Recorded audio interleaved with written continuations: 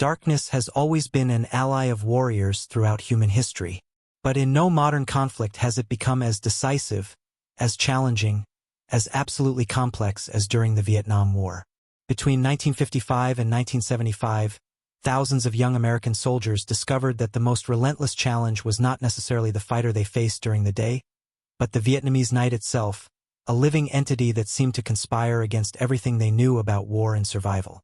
As the sun set over the dense jungles, endless rice paddies, and overgrown mountains of Southeast Asia, a different kind of battle began.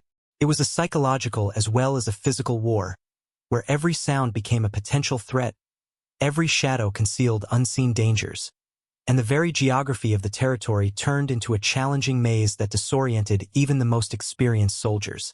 Vietnam's night terrain was not just a combat scenario. It was an active participant in the conflict, shaping tactics, impacting morale and changing lives in ways that American military manuals had never anticipated. This is the untold story of how night became the most effective weapon of the Viet Cong and the North Vietnamese Army. It is the narrative of young people who have learned to fear the arrival of twilight more than any artillery bombardment. It is the account of how a technologically superior army faced an enemy that perfectly dominated every inch of the dark terrain, turning nature itself into its impenetrable fortress. If you are interested in discovering the fascinating and frightening details of this story, be sure to subscribe to the channel. And in the comments, leave the time when you are watching this documentary. Now, let's dive into the depths of the Vietnamese night. To truly understand the challenges of the Vietnamese night terrain, we need to first understand what American soldiers expected to encounter when they landed in that distant country. Most of these young people, many as young as 19 or 20, came from small American towns where the night meant safety, the comfort of home, perhaps a quiet walk under the stars. They had been trained at military bases in the United States, where nighttime drills were controlled, predictable, and always ended with returning to lighted tents and hot meals. When the first significant contingents of American troops arrived in Vietnam in 1965, they brought with them not only superior weaponry and advanced technology, but also a fundamental understanding of the war that had been forged on European battlefields and in the Pacific during the Second World War, and the belief that American military technology could overcome any adversary. The night, in this vision of war, was simply an interval between daytime battles, a time to regroup, rest, and plan the next advance. This perception began to disintegrate already in the first weeks of patrol. The soldiers quickly discovered that Vietnam was not only geographically different from anywhere they knew, it was a completely alien environment that challenged all their preconceived notions of combat. The Vietnamese jungle was so dense in many areas that even during the day, sunlight barely penetrated the canopy of vegetation. Giant trees intertwined their branches tens of meters above the ground, creating a permanent green ceiling that filtered the light until there was only a greenish and damp penumbra left. When night came, this daytime darkness turned into something far more sinister. It was not simply the absence of light, but a darkness so absolute that the soldiers literally could not see their own hands a few inches from their faces. On moonless nights, especially during the monsoon season when heavy clouds covered the sky, the jungle became an impenetrable black void. Veterans described this darkness as something physical, almost palpable, that pressed against their eyes and completely disoriented their sense of direction. But visual darkness was only the beginning of the challenges. Vietnam's nocturnal terrain attacked all senses simultaneously. The damp, suffocating heat did not subside with sunset, remaining oppressive throughout the night, making each movement accompanied by abundant sweat that soaked uniforms and equipment. The humidity was so intense that the soldiers felt as if they were breathing water, each inhalation requiring conscious effort. This constant humidity also meant that equipment rusted quickly, weapons needed obsessive maintenance, and wounds never seemed to heal properly. The sounds of the night jungle created a cacophony that initially seemed deafening to newcomers. Millions of insects produced a constant, penetrating hum that never ceased. Nocturnal birds emitted strange and disturbing calls that echoed through dense vegetation. Monkeys occasionally screamed in the treetops, sounds that could easily be mistaken for human sounds. Reptiles and other animals moved through the undergrowth, creating noises that kept the soldiers in a constant state of alert. Distinguishing between natural sounds and enemy movements has become an essential survival skill that many have never fully mastered. And there were smells. Vietnamese jungle at night exuded a complex mixture of odors that varied from area to area. The sweet, sickening aroma of decaying vegetation mixed with the smell of damp earth and fungi. In areas close to villages, soldiers could detect the characteristic odor of Vietnamese food being prepared.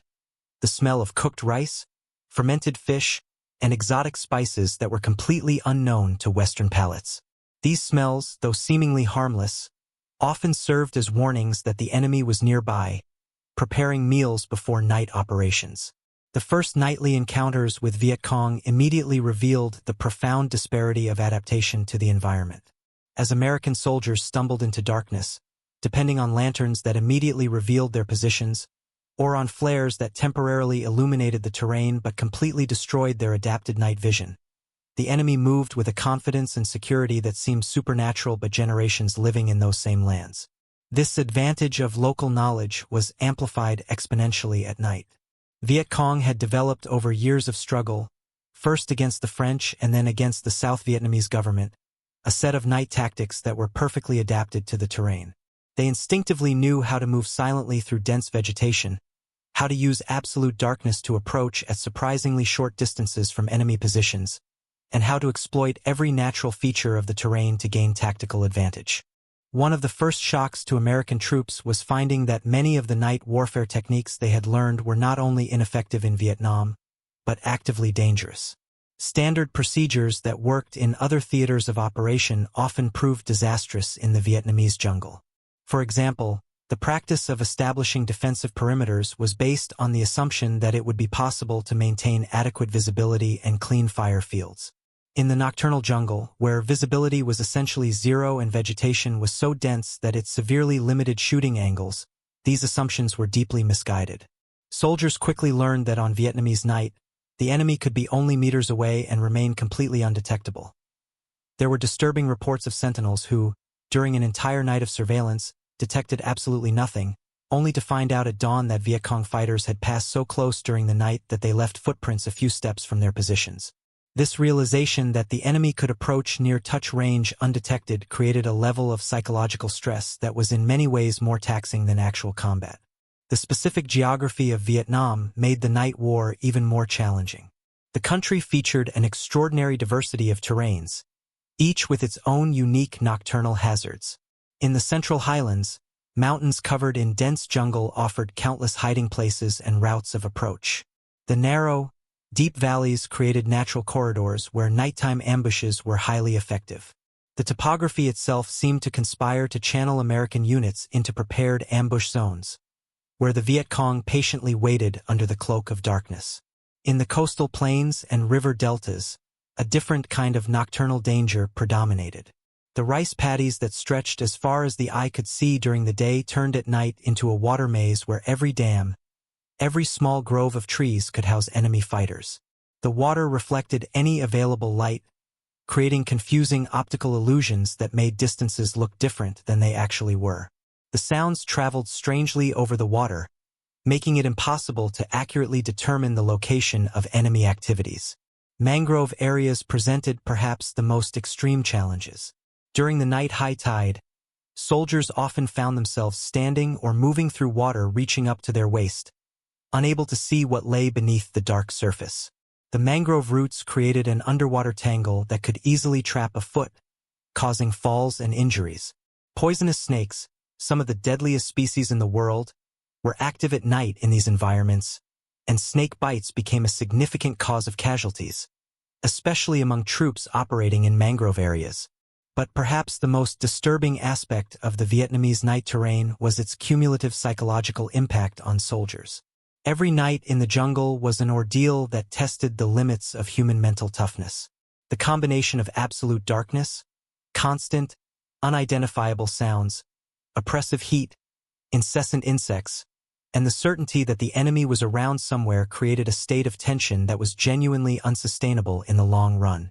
Veterans often describe how, after several weeks of continuous nighttime operations, they began to experience auditory and visual hallucinations, seeing movement where there was nothing, hearing voices in the jungle cacophony. This psychological wear and tear was exactly what Viet Cong intended to create. They intuitively understood that they did not have to inflict massive casualties every night to win. By simply denying the enemy adequate sleep, keeping them in a constant state of alert, and occasionally launching attacks that could come from any direction at any time, they gradually reduced the combat capability of American units through sheer exhaustion. Soldiers deprived of adequate sleep for weeks became sluggish in their reactions, made errors of judgment that could be severe, and developed health problems that made them even less effective. As the war intensified and more American units were deployed in active combat areas, it became increasingly clear that Viet Cong and the North Vietnamese Army had developed a night combat doctrine that was fundamentally different from anything Western forces had previously encountered. This was not simply a matter of adaptation to the environment, but rather a complete philosophy of war that saw the night not as an obstacle to be overcome, but as a strategic resource to be exploited to the fullest. The central concept of this philosophy was what Vietnamese military strategists called turning weaknesses into strengths. They clearly recognized that in any direct confrontation during the day, particularly in open ground where American air and fire superiority could be fully enforced, their chances of victory were minimal. The Americans possessed attack helicopters, heavy artillery, tactical air support, and superior individual fire capability. Facing them in these conditions would be extremely disadvantageous. Therefore, the Vietnamese strategy was simple in its design but brilliant in its execution: to bring combat to an environment where all these technological advantages were neutralized or severely limited. The evening offered this perfect atmosphere. Under the cloak of darkness, in densely overgrown terrain that the Vietnamese knew intimately, the rules of engagement were completely different. Attack helicopters were severely limited in their effectiveness, unable to distinguish friend from foe, and reluctant to operate at low altitude where they were vulnerable to ground fire.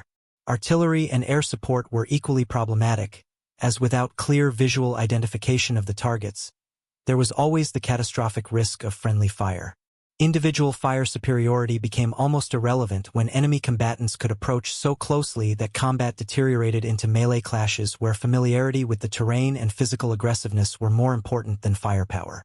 Viet Cong has developed a whole taxonomy of night operations, each designed to explore specific aspects of the terrain and psychology of the enemy.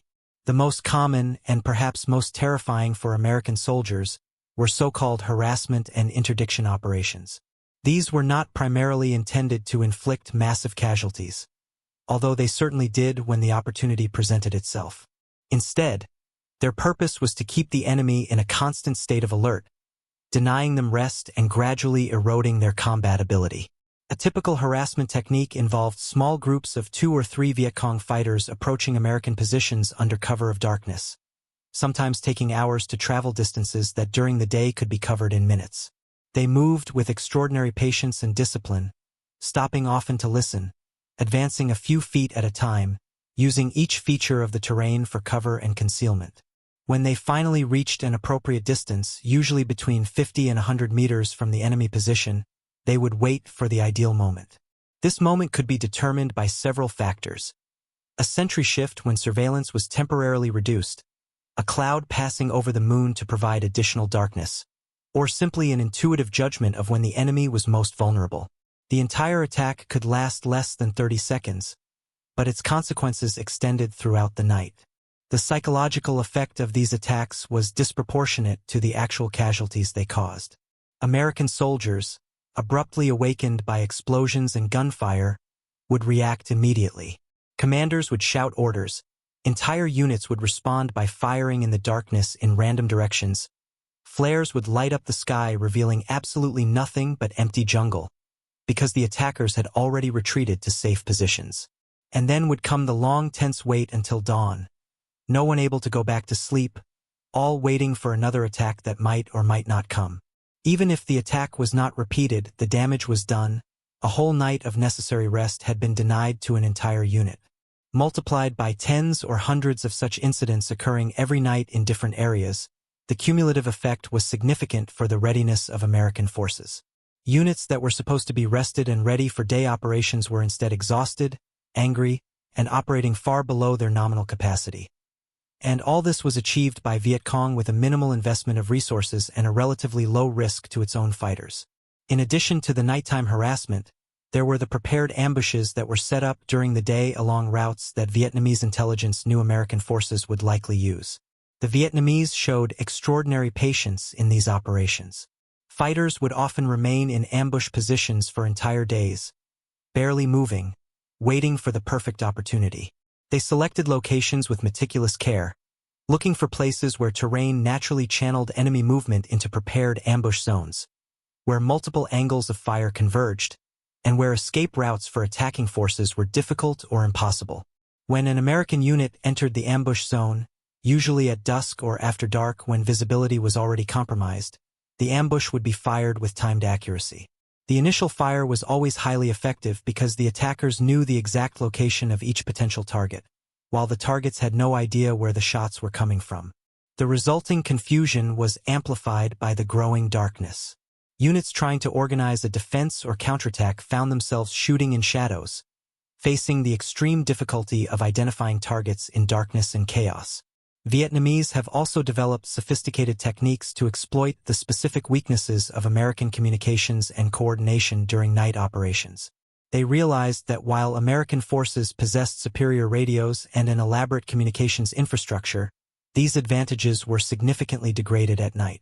Radio messages could be intercepted and deciphered, revealing planned intentions and movements. More importantly, American reliance on radio communications created tactical vulnerabilities that could be exploited. A particularly effective technique was what could be called sequential or cascading ambushes. When an American unit was ambushed and called reinforcements, which was standard operating procedure, the Vietnamese would often have prepared additional ambushes along the most likely routes that reinforcements would use.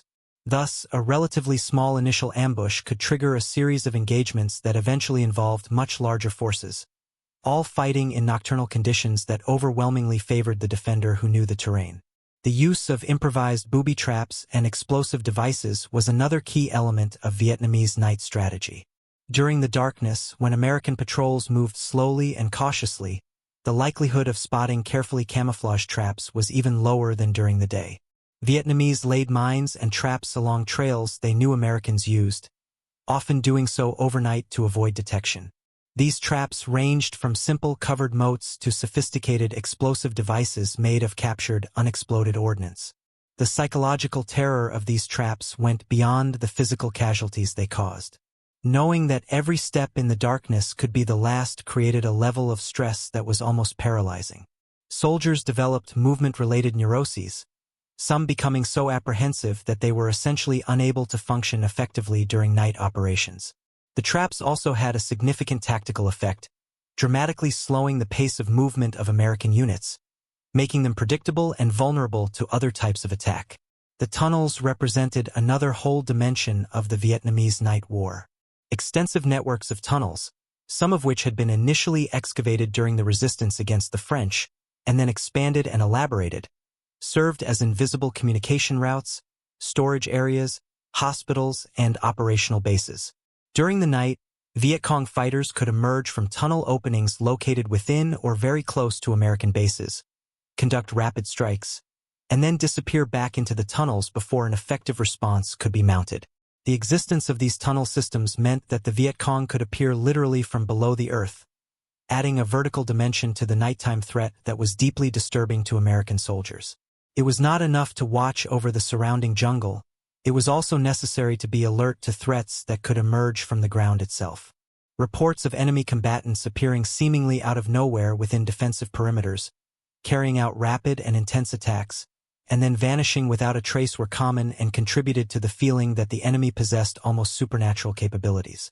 The coordination of large-scale nighttime operations demonstrated a level of organizational sophistication that often surprised American military planners. During major offensives such as the famous Tet Offensive, thousands of Vietnamese fighters managed to infiltrate strike positions in urban areas and military targets, moving through hostile terrain at night, maintaining effective communications, and achieving remarkable operational synchronization, all without the electronic communication infrastructure that the Americans considered essential and intelligent use of human messengers who knew the terrain intimately. North Vietnamese forces, which operated more conventionally than the Viet Cong but were still masters of night warfare, developed tactics for moving large units during the darkness. They could move entire battalions through areas supposedly controlled by the Americans at night, using carefully recognized routes and local guides for navigation. These movements were conducted in almost absolute silence, with rigorously applied light discipline. No smoking, no conversation, carefully tied equipment to eliminate metallic noises. A column of hundreds of soldiers could pass within a few feet of an American position undetected, a testament to the level of training and discipline Vietnamese forces had achieved. Faced with these extraordinary challenges, the American military command was not passive. Significant resources were invested in the development of countermeasures and new tactics aimed at neutralizing Vietnamese advantages in night warfare. What followed was essentially a technological and tactical arms race, where every new American advance was met with Vietnamese adaptations, in a cycle that continued throughout the war. American technological response was impressive in its scale and sophistication. Night vision devices, still in relatively early stages of development, began to be distributed to frontline units. The early models were bulky, heavy, and had limited range, but represented a genuine attempt to level the visual playing field. These first-generation devices amplified existing ambient light, allowing users to see in very low light conditions. However, on truly dark nights, particularly under the dense canopy of the Vietnamese jungle, its effectiveness was marginal at best. Even when they worked properly, night vision devices had significant limitations. They offered a narrow field of view, creating a kind of tunnel vision that was disorienting and eliminated peripheral consciousness. The image was in shades of phosphorescent green that were difficult to interpret, especially in complex environments such as dense jungle where vegetation, shadows, and potentially hostile objects merged into a confused mass. And crucially, they required at least some ambient light to function, which on cloudy jungle nights could be virtually non-existent. Battlefield lighting has become another priority. Parachute-suspended beacons could illuminate large areas for short periods, but had the disadvantage of alerting the enemy that they had been detected, or that operations were underway. The intense glare also destroyed adapted night vision for anyone looking at them, creating temporary blindness when they went back out. More sophisticated were the C-47 Spooky, and then the AC-130 Spectre, aircraft equipped with powerful spotlights and heavy weaponry that could illuminate and engage night targets. These aircraft were effective in some situations, particularly in defending bases or convoys, but were vulnerable to anti-aircraft fire and could not operate effectively under the jungle canopy where much of the nighttime activity took place. Soil sensors represented another technological approach. Thousands of seismic and acoustic listening devices have been scattered along the Ho Chi Minh Trail and other important infiltration routes. These sensors, some camouflaged to look like vegetation, others buried in the ground, could detect vibrations from troop or vehicle movements and transmit this information to command centers where computers would analyze the data. In theory, this system would create an invisible surveillance network that would make enemy nighttime movement detectable and targetable. In practice, there were so many false positives caused by animals, rain, thunder, and electronic interference that the system was often more frustrating than useful. Tactics have also been adapted. The concept of advanced fire bases was developed in part to create safety islands where units could shelter overnight. These heavily fortified and defended bases offered soldiers a relatively safe place to rest after daytime operations. However, they also became predictable targets for nighttime attacks, and routes between bases and areas of operation were vulnerable to ambushes, especially during the twilight hours when units were returning to bases for the night. Ambush patrols were organized, where small American units would attempt to use the same tactics the Viet Cong employed, establishing ambush positions along known trails and silently waiting for enemy targets. These operations had limited success. The fundamental problem was that even when American soldiers tried to copy Vietnamese tactics, they still operated on unfamiliar terrain against an enemy who knew every feature of the landscape. In addition, Viet Cong quickly learned to identify American ambushes through a variety of subtle indicators: different odors, small disturbances in natural vegetation, or simply the intuition developed through years of experience in that specific environment. Finding and destruction operations were conducted with increasing intensity, with the aim of finding and eliminating enemy units before they could conduct night operations. But these operations, by their very nature, usually ended at dusk, when American units would establish defensive perimeters for the night. This created a predictable pattern that Viet Cong could exploit. They would simply avoid contact during the day by observing American units from a safe distance, and then conduct nighttime harassment attacks when the units were in static and defensive positions. The use of war dogs has been significantly expanded. Dogs trained to detect intruders could hear and smell enemy combatants that were beyond human sensory capacity. Teams of dogs were stationed at bases and patrolled perimeters overnight. They were effective in providing early warning of enemy approach, but had their own limitations. The heat and humidity of Vietnam were extremely harsh for many dog breeds, especially those originating from temperate climates. Tropical diseases affected dogs as much as humans. And Viet Cong has developed countermeasures, using substances to mask or confuse the canine sense of smell, or simply positioning itself against the wind of dogs. Training was intensified, with specialized programs developed to better prepare soldiers for the realities of night warfare in the jungle. Advanced training camps tried to replicate Vietnamese conditions and conducted extensive nighttime exercises. However, there was a fundamental difference between training exercises, no matter how realistic, and the actual experience of knowing that the enemy was real and lethal. The psychological stress of actual night combat could not truly be replicated in a training environment. Specialized units were created, including Rangers and Special Operations Forces that received extensive training in night and jungle warfare. These units demonstrated greater effectiveness in night operations than regular infantry units, but even they faced the fundamental challenges of the terrain and the advantage of the local defender. The Special Forces, working with local Montagnards and other indigenous tribes, had some success because their local allies brought the same intimate knowledge of the terrain that the Viet Cong possessed. But these units were relatively few and could not be everywhere simultaneously. Intelligence has been enhanced through various means. Captured prisoners were interrogated extensively about night tactics and unit locations. Deserters, both genuine and planted, provided information that was often useful but sometimes deliberately misleading.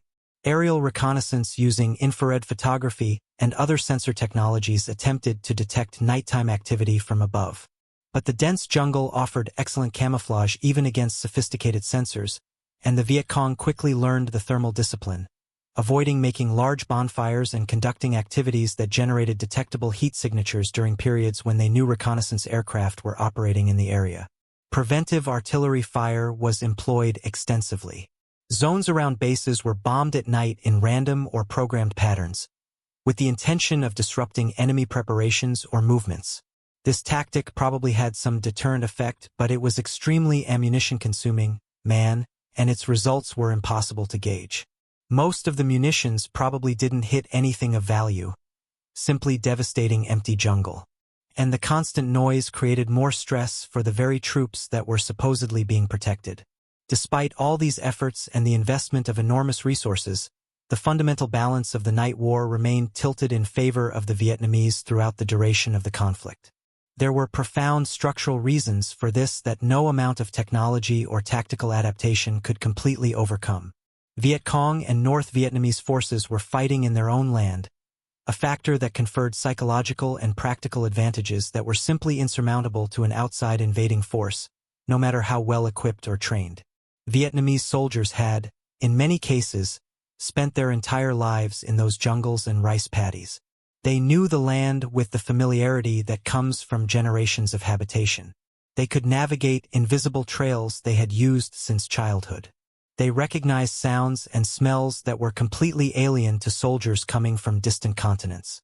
And crucially, they had a motivation that came from fighting for what they perceived as the independence and unification of their country, a motivation that sustained their willingness to endure extraordinary hardship. American soldiers, however brave and professional many were fighting a war in a place most could not locate on a map before being sent there. They were far from home, in an environment that was hostile in every respect, facing an enemy that seemed to be both ubiquitous and invisible. The fundamental question many were asking themselves, especially as the war raged and domestic support dwindled, was why exactly they were there. This ambiguity of purpose eroded morale and determination in ways that no tactical or technological intervention could remedy.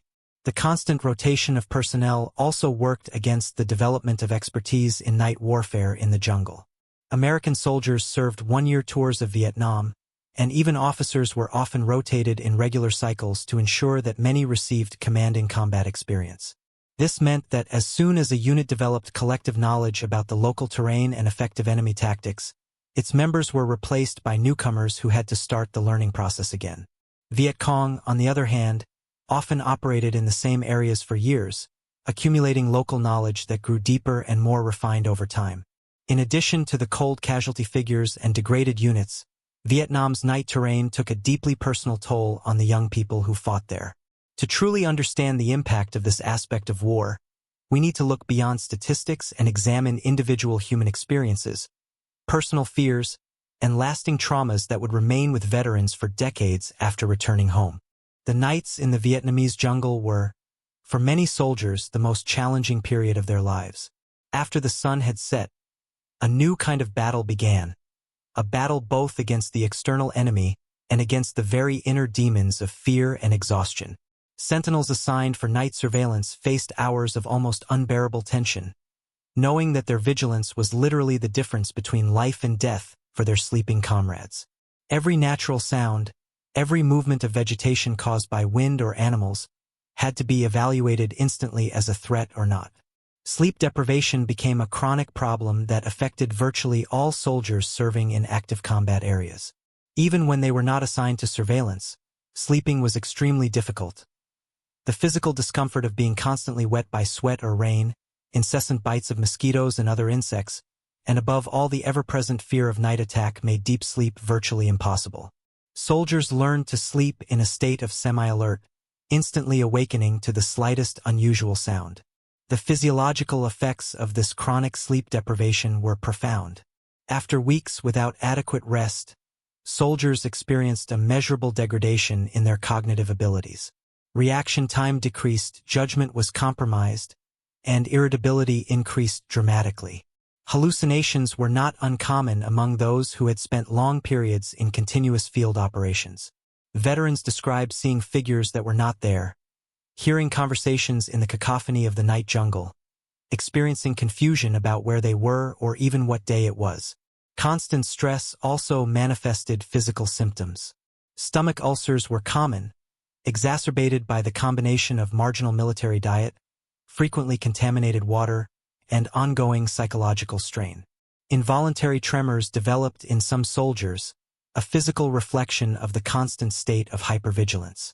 Weight loss was universal, as even when food was available, stress and heat often suppressed appetite. There was also the specific challenge of certain types of nocturnal attacks that created particularly deep traumas. Mortar and rocket attacks, which often came without warning at night, created a sense of total vulnerability. The characteristic sound of mortars being fired, followed by agonizing seconds of anticipation before impact, is described by veterans as one of the most intense sounds they have ever heard.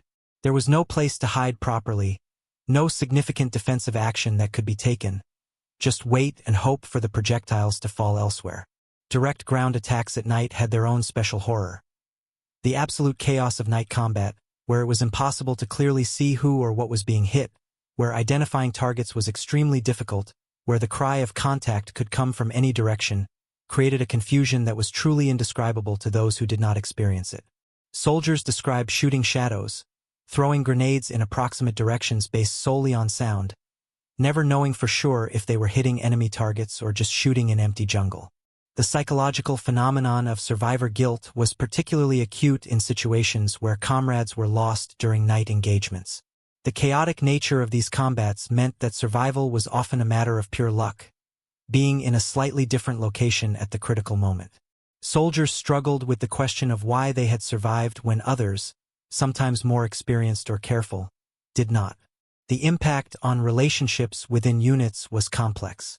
On the one hand, shared danger created extraordinarily strong bonds of camaraderie. Men who had gone through night combat together developed connections that were deeper than normal friendship, a mutual understanding of experiences that no one who was not there could truly understand. On the other hand, the transitory nature of military units with constant personnel rotation meant that forming close links was emotionally risky. Many veterans describe becoming emotionally wary of newcomers to their units, emotionally protecting themselves from the possibility of loss. For those who were injured during night operations, the trauma was often compounded by the circumstances of medical rescue. Overnight medical evacuations were extremely dangerous operations. Helicopters attempting to land in makeshift landing zones lit only by flashlights or flares were tempting targets for enemy fire.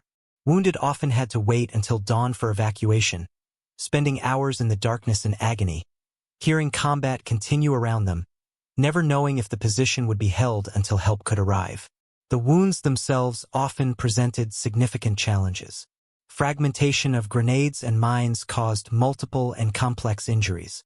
The combination of dirt, moisture, and heat meant that even relatively minor wounds could quickly become infected. In the darkness, first aid was extremely difficult to administer properly. Finding the source of bleeding, applying dressings, administering pain medications, all had to be done essentially by touch, often under extremely adverse conditions. The return home brought its own challenges related to the night experiences in Vietnam. Many veterans found that they could no longer sleep in complete darkness, needing some source of light to feel safe. Sudden sounds could trigger exaggerated startle responses, a conditioned reflex of months or years reacting instantly to unexpected sounds. Nightmares were practically universal, reliving night engagements, ambushes, the painful memories of lost comrades. What would now be recognized as post-traumatic stress disorder was extremely common among Vietnam veterans, but at the time was poorly understood and insufficiently treated. Veterans often struggled alone with debilitating symptoms, not realizing they were experiencing a normal psychological response to extreme trauma. Many turned to alcohol or drugs to deal with intrusive memories and chronic anxiety. Divorce rates were high, as veterans found that they could not properly relate to spouses who could not understand what they had experienced. There was also a significant moral cost. Soldiers struggled with memories of things they had done or seen during the heat of night combat. The confusing nature of these engagements meant that civilians were, on many occasions, mistaken for combatants, resulting in tragedies. Entire villages were sometimes affected during or after nighttime fighting because intelligence, correctly or incorrectly, indicated that they were harboring enemy forces. These actions, even when militarily justifiable under the prevailing rules of engagement, have left moral scars on many who participated in them. Vietnamese civilians also suffered extraordinarily from nighttime operations conducted by both sides. Villages located in combat areas lived under constant terror.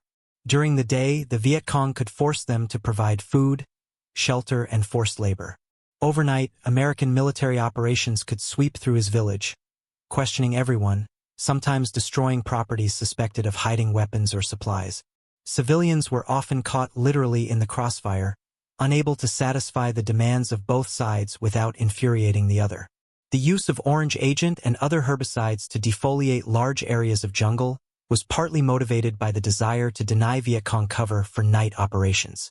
While effective in creating open zones where movement was more easily detectable, the long-term health effects of these chemicals are still being felt decades later by both American veterans and the Vietnamese population. Agricultural fields were destroyed, water sources contaminated, and health problems increased dramatically in areas where these chemicals were widely applied. For Vietnamese fighters, although they were masters of night warfare and had significant advantages operating in the darkness, they were not immune to human cost. They also experienced fear, exhaustion, and trauma. Their casualties in many engagements were numerically much higher than American casualties, although this fact was often obscured by war reporting that focused primarily on American losses.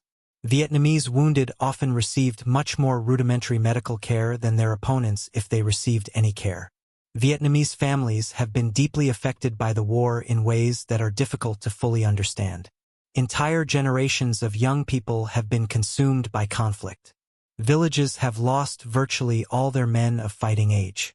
Women and children took on traditionally male roles, keeping farms and communities running while men were fighting. The entire social structure of the country was fundamentally altered by the demands of the protracted war. And there was the less tangible but equally real cost to both sides. The loss of innocence, the destruction of faith in certain truths that had been accepted as absolute. American soldiers who had left with clear ideas about good and evil, justice and injustice, often returned with a much more cynical and ambiguous worldview.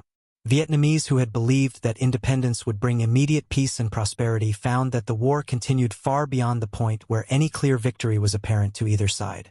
The dark corridors of the Vietnamese jungle at night have become, in many ways, a metaphor for the entire war. It was a place where certainties disappeared, where friend and foe could be impossible to distinguish, where the line between justifiable self-defense and excessive violence was constantly blurred by confusion and fear. It was an environment where modern warfare, with all its technology and firepower, revealed its fundamental limitations against a determined enemy fighting on familiar ground. Vietnam's night terrain was more than simply a tactical challenge or a geographically defined battlefield. It represented a unique convergence of factors that exposed the vulnerabilities of a technological superpower facing an asymmetric adversary fighting by its own rules. The dark jungles, the rice paddies shrouded in gloom, the mountains covered in night fog, have all become silent witnesses to a conflict that defied military conventions and left scars that remain visible more than half a century later. The lessons of the Vietnamese night terrain echoed through decades of subsequent military thought. They definitely demonstrated that technological superiority, while certainly important, could not in itself guarantee victory against an opponent who possessed intimate knowledge of the terrain, willingness to endure extreme suffering, and a strategy tailored precisely to local conditions. These lessons would influence American military operations in future conflicts, from the desert of Iraq to the mountains of Afghanistan, where again local knowledge and adaptation to the terrain would prove to be critical factors. For the veterans who survived, the Vietnamese nights never truly ended. Decades later, many still carry the memories of those dark hours, the sounds that never left them, the images that resurface in nightmares. Veterans' meetings often become places where they can finally talk openly about experiences that are incomprehensible to those who have not shared them. There is a mutual recognition, an unexpressed understanding that comes from having gone through the same trials. For the Vietnamese people, rebuilding a country devastated by decades of continuous war has been a long and difficult process. The physical scars on the landscape, bomb craters, areas still contaminated with unexploded ordnance and chemicals, are constant reminders of the conflict. But the psychological scars on an entire population that lived under the shadow of war can be even deeper and longer lasting. The Vietnam War, and particularly its nocturnal aspects, serves as a case study on the limits of conventional military power. It demonstrated that war is not simply a matter of superior firepower or advanced technology, but a complex human phenomenon where factors such as morals, adaptability, local knowledge, and the willingness to endure suffering can often outweigh material advantages.